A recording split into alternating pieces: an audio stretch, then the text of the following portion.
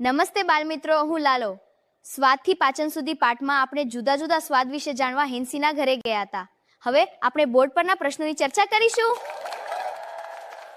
બાળમિત્રો, આંબલીનું નામ સાંભળતા શું થાય? મારા મોંમાં પાણી આવી જાય થાય. આંબલી ખાવાનું મન થાય. મિત્રો, હવે તમે કહો, કઈ વાનગીઓનું નામ સાંભળતા તમારા મોંમાં પાણી આવે છે? જલેબી,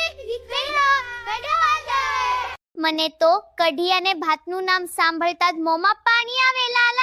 લાલા, હું તો કારેલા અને કંકોડા જોઈને હોશે હોશે ખાઉં. હા, ખૂબ સ્વાદિષ્ટ. વાહ, આપણને જે વાનગી સૌથી વધુ ભાવે અને કોઈને ખાટી આંબલી ખાતા જોઈને આપણા મોંમાં પાણી આવે છે. તમને એક જ પ્રકારનો સ્વાદ ગમે કે જુદો જુદો? કેમ? મને જુદા જુદા સ્વાદ ગમે છે, કારણ કે દરેક સ્વાદ શરીરના તંદુરસ્તી માટે જરૂરી. બિલકુલ સાચું. આપણે શરીરને તંદુરસ્ત રાખવા માટે જુદા જુદા સ્વાદ અને ઋતુ મુજબના શાકભાજી અને ફળ ખાવા જોઈએ. શું આંખો બંધ કરીને આપણે સ્વાદ ઓળખી શકીએ? હા લાલા. આપણે હેન્સીના ઘરે જોયું હતું કે તેને આંખો બંધ રાખીને કેટલાક સ્વાદ પરથી વાનગીઓ ઓળખી હતી. બાળમિત્રો, તમે કઈ વાનગીને આંખો બંધ કરી સ્વાદથી ઓળખી શકો? લાલા, હું લીંબુ, ચીકુ, કેરી, ગાજર, ડુંગળીને આંખો બંધ કરીને સ્વાદથી ઓળખી બતાવું. બરાબર. કેટલાક ખોરાકને આંખો બંધ કરીને માત્ર સ્વાદથી ઓળખી શકાય છે. વરિયાળી, મરચું, ખાંડ જેવી વસ્તુઓને પણ જોયા વગર તેના સ્વાદથી ઓળખી શકીએ છીએ.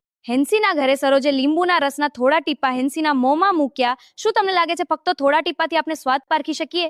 હા લાલા, લીંબુનો રસ ખાટો હોવાથી સ્વાદ પારખી શકીએ છીએ. જો કોઈ તમારી જીભ ઉપર વરિયાળીના થોડા બીજ મૂકે તો શું તમે તમારી આંખો બંધ કરીને તે કહેવા સક્ષમ છો? કેવી રીતે? લાલા, વરિયાળીનો એક ખાસ મીઠો અને સુગંધિત સ્વાદ હોવાથી આંખો બંધ કરીને આપણે સ્વાદ પારખી શકીએ છીએ. હેન્સીએ તળેલી માછલી કેવી રીતે ઓળખી? શું તમે કેટલીક વસ્તુને જોયા વગર અને તેનો સ્વાદ ચાખ્યા વગર ફક્ત તેની સુગંધથી ઓળખી શકો?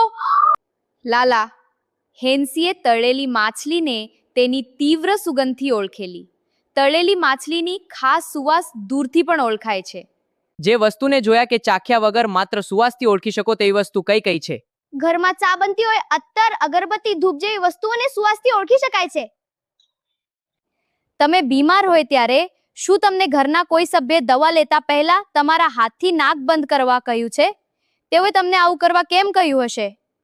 લાલા, દવાનો સ્વાદ કડવો હોય છે. નાક બંધ કરીએ ત્યારે તેની સુગંધ મગજ સુધી પહોંચતી નથી, જેથી દવાનો સ્વાદ ઓછો લાગે અને દવા સહેલાઈથી ગળી શકાય. બાલમિત્રો, અમારા વર્ગખંડની આ પ્રવૃત્તિ રસપ્રદ અને તમને મદદ કરી રહી હોય તો અમારી સાથે જોડાઈ જજો. ખૂબ ખૂબ આભાર બાલમિત્રો.